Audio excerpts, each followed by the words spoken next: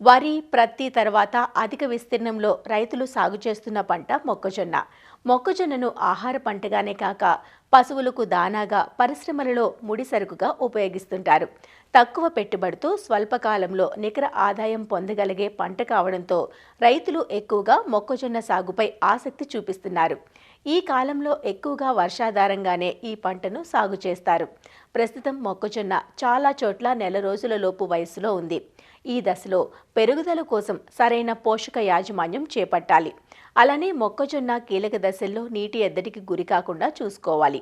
మొక్కజొన్న సాగులో ఎరువులు, నీటి యాజమాన్యం గురించి వివరాలు తెలియజేస్తున్నారు విజయనగరం జిల్లా వ్యవసాయ పరిశోధనా స్థానం శాస్త్రవేత్త డాక్టర్ సంధ్యారాణి. మొక్కజొన్నను మనం ఆహారంగానే కాక పశువులకు మేతగాను, వివిధ పరిశ్రమల్లో ముడిసరుకుగాను, తర్వాత తీపి కంటిగాను ఉపయోగించడం జరుగుతుంది. తక్కువ పెట్టుబడితో, తక్కువ సాగు సమస్యలతో అధిక ఆదాయం పొందగలిగే పంట మొక్కజొన్న. కాబట్టి ఇటీవల కాలంలోని ఈ మొక్కజొన్న విస్తీర్ణం అన్నది బాగా పెరగటం జరుగుతుందన్నమాట. మొక్కజొన్నలో సరైన ఎరువులు మరియు నీటి యాజమాన్య పద్ధతులు గనక పాటిస్తే 90 నుంచి 100 రోజులు స్వల్పకాలిక రకాల్లోని ఎకరాకు 15 నుంచి 20 క్వింటాల్ దిగుబడి మరియు 110 నుంచి 120 రోజుల కాల పరిమితి ఉన్న పంటలోని 20 నుంచి 25 క్వింటాళ్లు సరాసరి దిగుబడి అన్నది మనం సాధించవచ్చు. రైతులు మొక్కజొన్న పంటలో ఎరువులు వేస్తున్నప్పటికీ సరైన సమయంలో సరైన పద్ధతిలో వాడకపోవటం వల్ల ఆశించిన దిగుబడులు అన్నది సాధించలేకపోతున్నారు. రైతులు ఎరువులు అనగానే రసాయన ఎరువుల మీద మాత్రమే ఆధారపడుతూ ఉంటారు. కానీ సమగ్ర పోషక యాజమాన్య పద్ధతులు అన్నది పాటించడం ఎప్పుడు మంచి. రసాయన ఎరువులతో పాటు జీలుగా, జనుమ వంటి పచ్చిరొట్టె ఎరువులు లేదా 7 నుంచి 10 టన్నులు అంటే ఎకరానికి 7 నుంచి 10 టన్నుల పశువుల గెత్తం గాని, లేకపోతే 2 టన్నుల వానపాముల గెత్తం గాని, తర్వాత ఇతర సేంద్రియ ఎరువులు ఏవైనా సరే జోడించి ఆఖరి దిక్కులో గనక వేసుకున్నట్లయితే నేల యొక్క భౌతిక లక్షణాలన్నవి బాగా మెరుగుపడతాయి. అంటే నేలలో తేమ నిలుపుకునే శక్తి, తర్వాత నీరు మొక్కకు లభ్యమయ్యే శక్తి బాగా వృద్ధి చెందుతుంది. అంతేకాకుండా నేలలో నిలువున్న స్థూల మరియు సూక్ష్మ పోషకాలు కూడా మొక్క గ్రహించే రూపంలోకి తీసుకురావడం జరుగుతుంది. ఇక రసాయన ఎరువుల విషయానికి వస్తే మొక్కజొన్న పంటకు ఈ ఖరీఫ్ కాలంలో 80 కేజీల నత్రజని, 24 కిలోల భాస్వరం మరియు 20 కిలోల పొటాష్ ఎరువులను వేయవలసి ఉంటుంది. అంటే మొత్తం పంటకి సుమారుగా 156 కిలోల యూరియా, 52 కిలోల డిఏపి మరియు 33 కిలోల ఎంఓపి ఎరువుల్ని వేసుకోవాల్సి ఉంటుంది. నత్రజని ఎరువు మొక్కజొన్న పంటకి చిరుదశ నుంచి పక్వం వచ్చేంత వరకు కూడా అవసరం పడుతుంది. అందుకే రైతులు ఈ యూరియాని 3 దఫాలుగా వేసుకోవాల్సి ఉంటుంది. అంటే 50 కేజీలు యూరియాని ఆఖరి దిక్కులోని, తర్వాత 50 కేజీల యూరియాని 30 నుంచి 35 రోజుల వ్యవధిలో వేసుకోవాలి.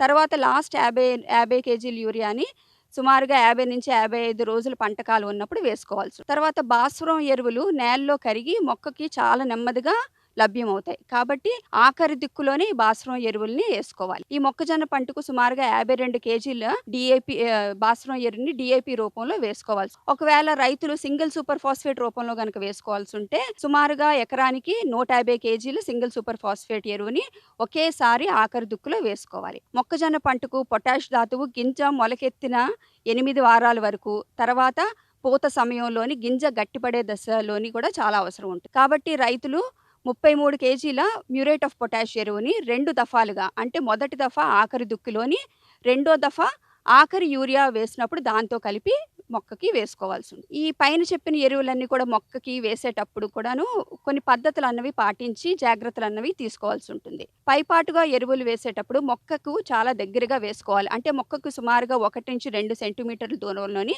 చిన్న కన్నం చేసుకొని అందులో ఎరువు వేసుకొని తర్వాత ఎరువు కప్పు పెట్టుకోవాలి. తర్వాత ఈ విధంగా చేసినట్టయితే ఎరువు వృధా శాతం కూడా బాగా తగ్గుతుంది. అదే విధంగా మొత్తం ఎరువులంతా జల్లితే మనకి ఈ వీడు కూడా ఎక్కువగా వచ్చే అవకాశం ఉంటుంది. కాబట్టి మొక్కకి దగ్గరగా కన్నంలో వేసుకున్నట్టయితే పొలం అంతా చల్లరు కాబట్టి వీడ్స్ కూడా మనకి తక్కువగా వస్తాయి. మొక్కజొన్న పంటలో జింకు సూక్ష్మధాతు లోపం కూడా ఎక్కువగా కనిపించే అవకాశం ఉంటుంది. రైతులు జింక్ సల్ఫేట్ రూపంలోని 2 పంటలకు ఒక్కసారైనా సరే ఎకరానికి 20 కేజీల చొప్పున ఆఖరి దుక్కులో వేసుకోవటం అన్నది మంచి. ఒకవేళ పంట వేసిన తర్వాత గనక ఈ జింకు లోపం గనక కనిపించినట్లయితే, అంటే ఆకుల మీద ఈనెల మధ్యలోని పసుపుగా మారటం జరుగుతుంది. ఇలా గనక ఆకులు కనిపించినట్టయితే లీటర్ నీటికి 2 గ్రాముల చొప్పున జింక్ సల్ఫేట్ను కలిపి పైరు పైన 10 రోజుల వ్యవధిలో 2 సార్లు పిచికారీ చేయాలి. ఎరువుల యాజమాన్యంలో రైతులు తప్పనిసరిగా భూసార పరీక్షలన్నది ముందుగా చేయించుకోవాల్సి ఉంటుంది. ఈ భూసార పరీక్షల ఆధారంగా గనుక చూసుకొని, ఆ నేలలో పోషక స్థాయి గనుక ఎక్కువగా ఉంటే పైన ఇప్పుడు సిఫారసు చేసిన ఎరువుల కన్నా కూడా